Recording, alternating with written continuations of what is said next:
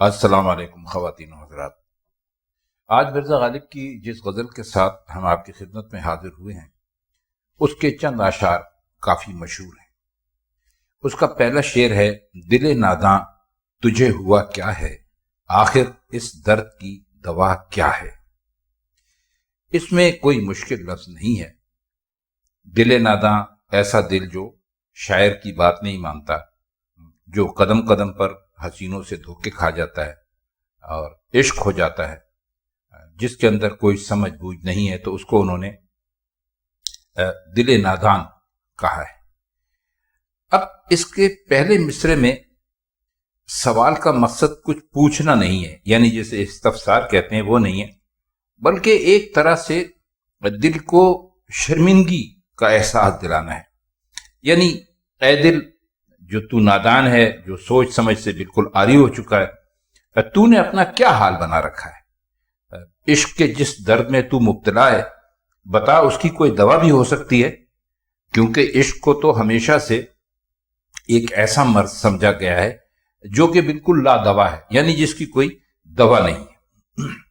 اب اس استفسام سے مختلف پہلو پیدا کرنا ایسا ہوگا کہ ہم شعر کو بالکل ہی بے معنی بتا دیں۔ مثلا یہ مفہوم پیش کرنا کہ تجھے ہوا ہی کیا ہے جس کا علاج کیا جائے، یا یہ کہنا کہ اے دل تو اپنے مرض کو کیوں چھپا رہا ہے، صاف صاف بتا دے میں تیرے مرض کا علاج کروں۔ تو اس لیے اس کو بس یہیں تک سمجھنا چاہیے کہ انہوں نے اس میں پہلے مصرے میں ایک سوال کیا ہے اپنے دل سے، اور ایک ملامتی انداز میں سوال کیا ہے کہ بھئی تجھے کیا ہو گیا ہے، اور پھر یہ کہتے ہیں کہ بھئی اس درد کی دوا کیا ہے، یعنی اس درد کی کوئی دوائی نہیں ہے، تو نے ایک ایسا درد اپنے سر پہ لے لیا ہے، اپنے دل سے فرماتے ہیں مخاطب ہو کر، جس کی کہ کوئی دوا ہی نہیں ہے۔ تو ظاہر ہے اگر کوئی ایک ایسا مرض اپنے آپ جان بوجھ کر اپنے آپ پر طاری کر لے، لگا لے، یا ایسے مرض میں مبتلا ہو جائے، تو اس سے سوال تو کیا جا سکتا ہے کہ بھئی دنیا میں ہر مرض کی دوا ہے، لیکن اس مرض کی کوئی دوا نہیں ہے، تو تم نے یہ مرض اپنے آپ کو کیوں لگا لیا ہے؟ اس کا دوسرا شعر ہے: ہم ہیں مشتاق اور وہ بیزار، یا الہی یہ ماجرا کیا ہے۔ اس شعر کی بہت ہی اچھی شرح خواجہ حالی نے کی ہے، وہ شرح ہم آپ کی خدمت میں پیش کیے دیتے ہیں۔ فرماتے ہیں کہ گویا ابھی عشق کے کوچے میں قدم رکھا، اور معشوق اور عاشق میں جو راز و نیاز کی باتیں ہوتی ہیں ان سے ابھی واقف نہیں ہے، یعنی نیا عاشق ہے، وہ یہ کہنے کی کوشش کر رہے ہیں، اس لیے باوجود اپنے مشتاق ہونے کے محبوب کے بیزار ہونے پر تعجب کرتا ہے۔ یعنی اس کو بڑی اس بات پہ حیرت ہے کہ بھئی میں تو اس قدر ان کو چاہتا ہوں، اتنی محبت کرتا ہوں ان سے، تو اپنے شوق کے مقابلے میں اس کا شاعر کا یہ خیال ہے کہ بھئی ہمارے محبوب جو ہیں وہ بھی اتنے ہی شوق کا اظہار کریں گے، اسی محبت کا، لیکن وہ کہتے ہیں کہ وہ تو ہم سے کچھ بیزار نظر آتے ہیں۔ تو پھر مخاطب ہوتے ہیں اللہ سے اور پوچھتے ہیں کہ یا الہی یہ ماجرا کیا ہے۔ ماجرا مطلب ہے قصہ، معاملہ سمجھ لیجئے۔ تو وہ فرماتے ہیں کہ ابتدائی عشق ہے، اور اب یہ آپ کو بتایا کہ اس کو معلوم نہیں عاشق کو کہ بھئی وہ اظہار نیاز پر ایسا وہ ایک طریقہ اس نے اختیار کر لیا ہے جو ایک ناز ہو سکتا ہے، ایک انداز ہو سکتا ہے، ایک نخرہ ہوتا ہے، یعنی جی محبوب کا بھی چاہ رہا ہو، لیکن وہ اس کا ایک اپنا انداز ہے، عذرو ناز جسے کہہ لیجئے۔ تو عاشق یہ سمجھتا ہے کہ شاید یہ ہم سے بیزار ہیں، اور کبھی بہت معمولی بات پر روٹ جاتے ہیں۔ مقصد شاید معشوق کا یہ ہے کہ ذرا اس عاشق کو ذرا جانچیں اور پرکھیں اور دیکھیں کہ اس کے دل میں ہمارے لیے کتنی لگن ہے۔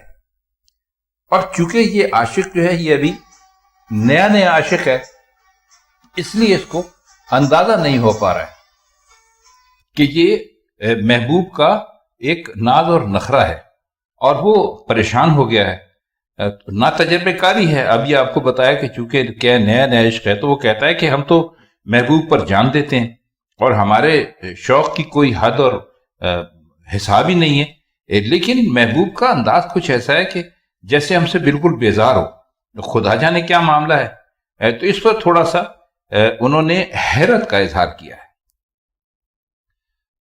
آئیے اگلا شعر دیکھتے ہیں، یہ اس کا شعر نمبر 3 ہے۔ میں بھی منہ میں زبان رکھتا ہوں، کاش پوچھو کہ مدعا کیا ہے۔ اس میں کوئی لفظ مشکل نہیں ہے۔ مدعا کا مطلب ہوتا ہے کہ مقصد کیا ہے۔ تو فرماتے ہیں کہ اچھا، اس میں یہ ذرا غور کیجئے گا کہ بھی سے ظاہر ہوتا ہے کہ محبوب غیروں سے حال پوچھ رہا ہے اور مرزا کی طرف متوجہ نہیں ہے۔ یعنی جب وہ دیکھتے ہیں کہ بھائی غیروں سے ہنس ہنس کی باتیں کر رہا ہے، ان کا حال پوچھ رہا ہے، ان سے دریافت کر رہا ہے، ان کی خیریت معلوم کر رہا ہے، بھائی آپ کیسے ہیں، بہت دنوں میں آئے، وغیرہ وغیرہ، جب محفل میں جس طرح بات ہوتی ہے، لیکن مرزا غالب کی طرف اس کی کوئی توجہ نہیں ہے۔ تو کہتے ہیں کہ بھائی آپ نے مجھے کیا بے زبان سمجھ رکھا ہے؟ جیسے آپ کسی کا حال پوچھتے ہیں، کسی کی خیریت پوچھتے ہیں، تو وہ آپ کو آگے سے جواب دیتا ہے بھائی میں اچھا ہوں، برا ہوں، جیسا بھی ہوں۔ تو آپ مجھ سے تو ایسے رویہ اختیار کر رہے ہیں جیسے اتنے لوگوں کی محفل میں میں بے زبان ہوں، میں گونگا ہوں، کہ آپ مجھ سے کچھ پوچھیں گے تو میں آپ کو جواب نہیں دے پاؤں گا۔ تو جس طرح غیروں کے منہ میں زبان ہے، میرے منہ میں بھی زبان ہے، تو اور میرا دل بھی تمناؤں سے اور آرزوؤں سے اور ارمانوں سے اور حسرتوں سے بھرا ہوا ہے۔ تو آپ مجھ سے بھی تو پوچھئے کہ آخر میں چاہتا کیا ہوں۔ آپ تو دوسروں سے ہی پوچھتے رہیں، اور جب آپ پوچھیں گے تو اس کے بعد ظاہر ہے کہ ان کا بتانے کا مطلب کیا ہے کہ بھائی وہ میں کیا چاہتا ہوں۔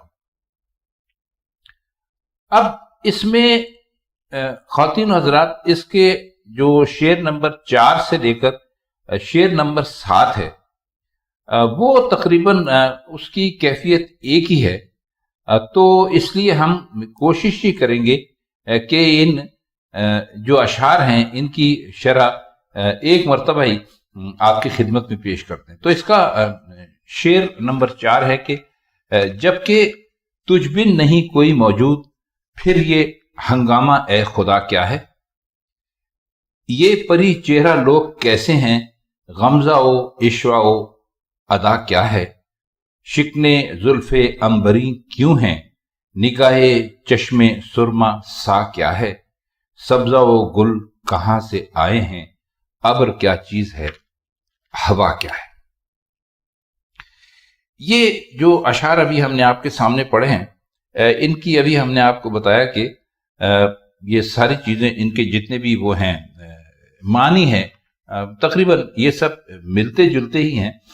تو اس لیے ہم چاہیں گے کہ ہم ان کی ایک ساتھ ہی ان کی شرح کر کے آپ کی خدمت میں پیش کر دیں۔ تو فرماتے یہ ہیں کہ اے خدا، جب تیرے سوا واقعی کوئی موجود نہیں ہے، تو یہ جو ہمارے ارد گرد جو ہنگامہ ہے، جو دنیا ہے، جو دنیا کے سلسلے ہیں، کامیابیاں ہیں، ناکامیاں ہیں، لوگوں کا آنا جانا، چلنا پھرنا، کام، امن، جنگ، کچھ بھی ہے جو بھی دنیا میں ہوتا ہے، تو آخر یہ کیا ہے؟ کہتے ہیں کہیں پر تو بھائی حسین اور بہت ہی دل لبا لینے والے محبوب موجود ہیں، پھر ان کے غمزے ہیں، ناز ہیں، عشوے ہیں، ادائیں ہیں، اور ایسی ہیں جنہیں دیکھ کر انسان ایک دم ہی ان پر عاشق ہو جاتا ہے، تو کچھ سمجھ میں نہیں آتا کہ سب کیا ہے۔ اور پھر محبوبوں کی سیاہ اور عنبر بھری زلفیں اور ان کی سرمائی آنکھوں کی نظر، ان سب کو کیا سمجھیں، اور ان کی جو دلکشی ہے، دل ربائی ہے، دل فریبی ہے، اس سے کیسے بچیں۔ اور یہ سبزہ اور گل اور بہار کے یہ پرلطف منظر، بادلوں کا چھا جانا، نہایت خوشگوار ہواؤں کا چلنا، یہ سب کچھ کیا ہے؟ تو فرماتے ہیں کہ دنیا میں یہ اس قدر طرح طرح کے ہنگامے ہیں اور اتنے دلکش ہیں کہ انسان ان میں الجھنے سے باز نہیں رہ سکتا۔ تو پھر مقصد خدا تعالیٰ کی ذات کو اور اس کی وحدانیت کو تسلیم کرنا ہی ہے۔ تو کہتے ہیں کہ بے شک ہے خدا، حقیقی وجود صرف تیرا ہے، اور ہمیں تیرے سوا کسی اور سے وابستگی نہیں ہونی چاہیے، اور صرف تیری ہی لگن ہمارے دل میں ہونی چاہیے۔ تاہم تو نے دنیا میں ایسی بے شمار چیزیں پیدا کر دی ہیں جو دلوں کو بے اختیار اپنی طرف کھینچ دیتی ہیں۔ تو ان اشعار کا ہم نے مختصر مطلب آپ کی خدمت میں پیش کیا۔ آپ ان اشعار کو جب الگ الگ پڑھیں گے تو انشاءاللہ یہ مطلب آپ کے سامنے پھر اور واضح ہوتا چلا جائے گا۔ اس کا 8واں شعر ہے، ہم کو ان سے وفا کی ہے امید جو نہیں جانتے وفا کیا ہے۔ اس میں کوئی مشکل لفظ نہیں ہے، بہت آسان سا شعر ہے اور آسان سے ہی اس کے معنی ہیں۔ اس میں صرف اپنے آپ کو بہت ہی سادہ لو اور بے وقوف اور نادان بتاتے ہوئے کہتے ہیں کہ بھئی ہم جانتے ہیں کہ یہ جو محبوب ہوتے ہیں یہ ہمیشہ سے بے وفا ہوتے ہیں، ان کی سرشت میں وفا ہوتی ہی نہیں ہے، چاہے آپ ان پر کتنی ہی اپنی جان دے دیں، ان تک کی باتیں کر دیں، تو ہم ان محبوبوں سے وفا کی امید لگا کے بیٹھیں جن کو پتہ ہی نہیں ہے کہ وفا چیز کیا ہوتی ہے۔ تو یہ صرف ہماری سادہ لوہی اور نادانی ہے جو ہمیں اس چکر میں پھنسائے ہوئے ہے کہ ہم ایسے لوگوں سے وفا کی امید لگا رہے ہیں جن کو وفا کے بارے میں کچھ علم ہی نہیں ہے۔ اس کا شعر نمبر 9 ہے، ہاں بھلا کر تیرا بھلا ہوگا اور درویش کی صدا کیا ہے۔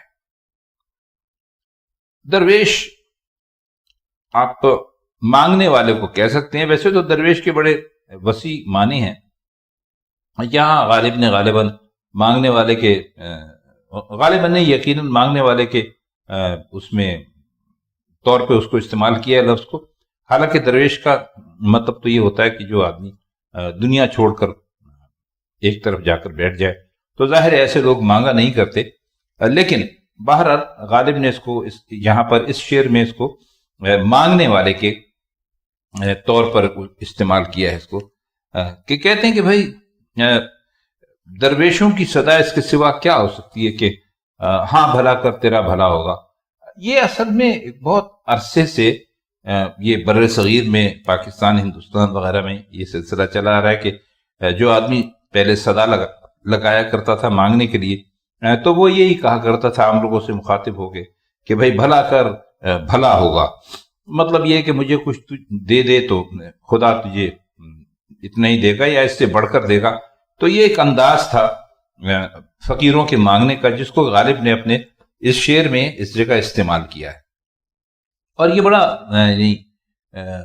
ایک سادہ سلیس اور اثر کرنے والا شعر ہے، اور اس میں ایک حقیقت بیان کی گئی ہے کہ بھئی یہ بھی عالم انسانیت کی بہت بڑی سچائیوں میں سے ایک سچائی ہے کہ جو لوگ اپنے مانگتے ہیں تو اس میں وہ غزل میں بھی اس کو استعمال کر لیتے ہیں، شعر میں بھی استعمال کر لیتے ہیں، نظم میں بھی استعمال کر لیتے ہیں۔ تو بس غالب نے ایک پرانے فقیروں کے جو مانگنے کا ایک نعرہ، ایک طریقہ ہے، اس کو اس شعر میں استعمال کیا ہے۔ ہمیں تو لگتا ہے کہ شاید پہلی ہی مثال ہے، ہم نے کسی اور جگہ نہیں پڑھا کہ ہاں بھلا کر تیرا بھلا ہوگا اور درویش کی صدا کیا ہے۔ تو وہ درویش سے تو مراد ان کی اپنی ذات ہی ہے، تو وہ ظاہر ہے کہ دنیا سے مخاطب ہیں کہ بھئی ہماری جو تکلیفیں ہیں، ہمارے جو دکھ ہیں، ہمارے جو درد ہیں، ان کی کوئی چارہ گری کرے، ان کو دور کرنے کی کوشش کرے، اور ہم تو یعنی درویش آدمی ہیں، اس کے علاوہ اور کچھ نہیں مانگتے۔ اسی طرح جیسے کہ کوئی درویش گلیوں میں آواز لگاتا ہے کہ بھئی بھلا کرو تو بھلا ہوگا، تو ہم بھی اسی درویش کی طرح ہیں جو یہ صدا لگا رہے ہیں۔ صدا لگا رہے ہیں مطلب ہے آواز لگا رہے ہیں، پکار کر کہہ رہے ہیں۔ ظاہر ہے کہ جو گلیوں میں مانگتے ہیں لوگ ذرا اونچی آواز میں ہی اپنا سوال پیش کرتے ہیں تاکہ جو گھروں کے اندر بیٹھے ہوئے لوگ ہیں وہ بھی ان کی بات سن سکیں اور ان کی مدد کر سکیں۔ شعر ہے، بہت مشہور شعر ہے، جان تم پر نثار کرتا ہوں میں نہیں جانتا دعا کیا ہے۔ نثار کرنے کا مطلب ہوتا ہے وار دینا، قربان کر دینا۔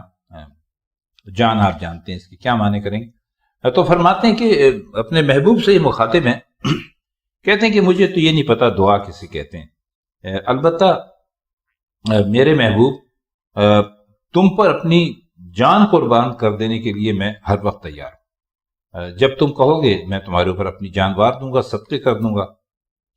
اب آپ جانتے ہیں دعا کا مقصد کیا ہوتا ہے کہ جس کے لیے دعا کی جائے وہ اچھی سے اچھی حالت میں رہے، اور جو شخص دوسرے پر جان دے دینے کے لیے تیار ہو کون سی دعا ہے جو اس میں شامل نہیں ہوگی؟ کوئی دعا جو ہے وہ جانثاری سے بڑھ کر تو ہو نہیں سکتی.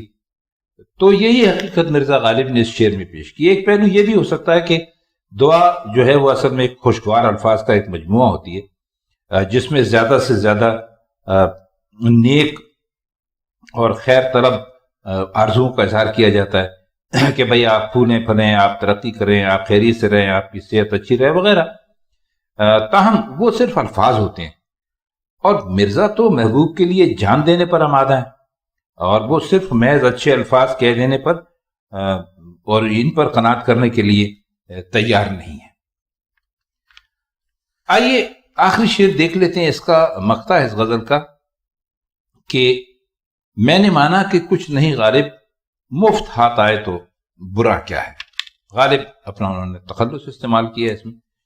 تو فرماتے یہ کہ بھائی میں مان لیتا ہوں کہ غالب کی حیثیت کچھ نہیں ہے، لیکن کہتے ہیں کہ میرے محبوب، ایک عاشق جو اتنا آپ کے اوپر عاشق ہے کہ وہ یوں سمجھ لیے کہ آپ کی غلامی میں چلا گیا ہے، آپ کو مفت مل رہا ہے، تو پھر اسے لے لینے میں آپ کو کیا اعتراض ہے. اور اس میں لطف یہ ہے کہ شعر میں لطف کا پہلو یہ بھی ہے کہ بظاہر اپنے آپ کو مفت محبوب کے حوالے کر رہے ہیں، لیکن عاشق کے لیے اس قبول سے بلند ترین جو مقام ہے وہ اور کیا ہو سکتا ہے. تو خاتون حضرات، یہ مرزا غالب کی آج کی غزل تھی. اس کے کچھ مشکل الفاظ کی معنی اور اس غزل کا مطلب ہم نے آپ کی خدمت میں پیش کرنے کی کوشش کی. اگر آپ کو یہ غزل اچھی لگی ہو تو ہمیں بڑی خوشی ہوگی. اگر آپ چاہیں تو ہمارے چینل کو لائک اور سبسکرائب بھی کر دیں. تو آپ سے مرزا غالب کی کسی اور غزل کے ساتھ پھر اگلی محفل میں ملاقات ہوگی. تب تک کے لیے ہم چاہتے ہیں آپ سے اجازت. خدا حافظ.